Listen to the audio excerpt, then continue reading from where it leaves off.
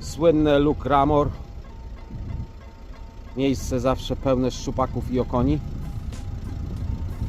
Nie byłem tutaj rok czasu i bardzo dużo się zmieniło.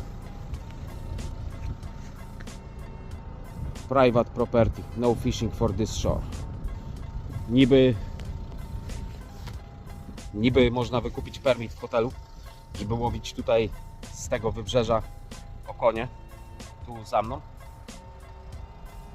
Ale od razu Wam mówię, że permitów nie ma. Jest totalny zakaz łowienia okoni w tym miejscu. Tak więc magiczne miejsce, pełno okoni. End. Over. Nie ma. Koniec. Jadę gdzie indziej.